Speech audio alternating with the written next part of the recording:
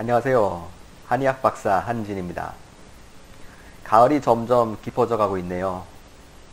또 2달만 있으면 한 해를 마무리하게 되네요.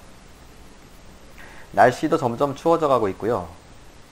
또 평지를 걸을 때는 잘 몰랐는데 주변 산에 오르니 또 기온이 많이 떨어지고 바람도 많이 부는 것 같습니다. 대관령 같은 데는 이미 많이 추울 것 같습니다. 이렇게 추워지기 시작하면 우리의 장기 중 심장을 특히 조심해야 됩니다.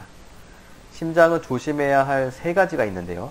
먼저 외부의 추운 날씨, 그 다음에 과로와 정신피로, 그리고 몸의 진액 손실입니다. 부정맥 또한 이들의 원인이 될 수 있죠. 부정맥은 심장의 리듬이 불규칙한 상황을 말하고요. 부정맥이 발생하는 이유는 심장의 정기적 신호에 어떤 문제가 생겼음을 의미하는 것입니다. 신호 전달이 불규칙하기 때문에 심장 리듬도 또 불규칙하게 되는 것이죠. 추운 날씨는 온몸의 근육을 수축시킵니다. 심장도 우리의 의지와 상관없이 수축과 이완을 반복하는 근육으로 되어 있는데요. 이를 불수의근이라 부르지요. 심장 근육의 과도한 수축은 관상동맥의 원활한 소통을 방해하게 되고요. 과로와 정신피로는 심장의 기능적 이상을 초래하기 쉽습니다. 심장이 수시로 빨라졌다가 안정되는 변화가 너무 급박해지게 만드는 것이죠. 몸의 진액 손실은 평소 땀을 지나치게 흘릴 정도로 과도한 운동이나 노동, 그리고 여름철 폭염 등이 원인이 될 수 있는데요. 진액이 부족하면 체력 저하는 물론 심장이 팔딱팔딱 거리기가 쉽습니다. 가물은 하천 바닥에 물고기처럼 말입니다. 이들 3가지 인자는 심장의 정상적인 박동을 방해하게 되고요. 부정맥으로 이어지게 만드는 것입니다.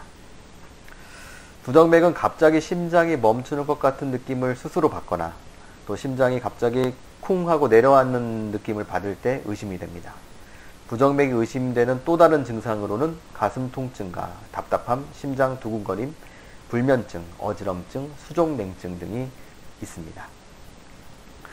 이들 증상이 어쩌다 그러다 말면 신경이 쓰이지 않죠.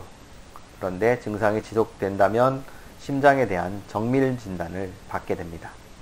협심증이나 심방세동 등 특정 질환에 대해서 진단을 받는 경우도 있겠고, 또 경미한 부정맥으로 진단을 받을 수도 있겠죠.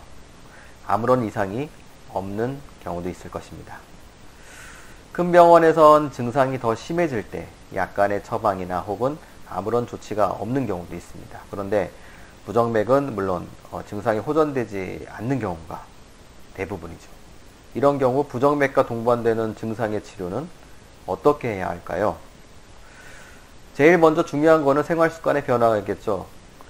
술, 담배, 커피를 줄이거나 안 하시고 심하지는 않은 가벼운 걷기 운동을 생활화하시고요. 기름진 고기를 피하고 녹황색 채소를 자주 드시는 것이 좋습니다.